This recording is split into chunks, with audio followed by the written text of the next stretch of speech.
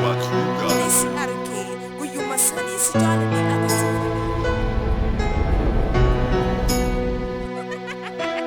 akka si soorata lubbuu na tajaajila akka baay'ise na gammachiise anatti tola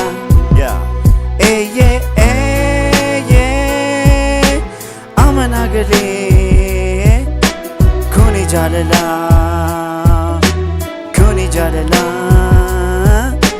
kuni jaalala kunilleen falam kan ba'aaf gala miira bohaarse yaadaaf ni tola soorata lubbuu onneef gala sammuun kalaqa namummaa ganamaan irraa uumamte wixinee ishee jaalalaa yaadde yeroo maalummaa ishee barbaadde kan itti deebitee boqottume maaltu kamtu akka jaalalaa ta'e argattu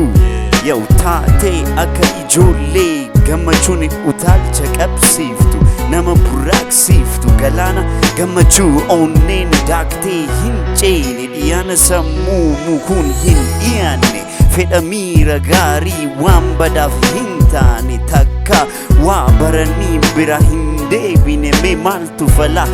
akka jaalalaa yoo akka jaalalaa simbirroo halkanii tan dukkana deemtu dhaamsa si daammadaa akkana geessitu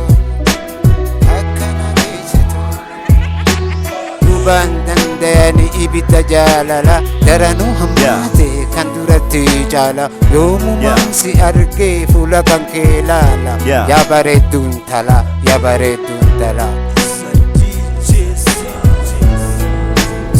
Simbale naantatu Aku bergesu akkana jedhane jaalalaan qabame gurra maracheeni Aku bergesu akkana jedhane jaalalaan qabame gurra maracheeni osoo hin beekin jaalatte akkamitti sababa isheef gatte eessatti of tuulummaaf rakkina malee jaalala ishee qofatu sii gale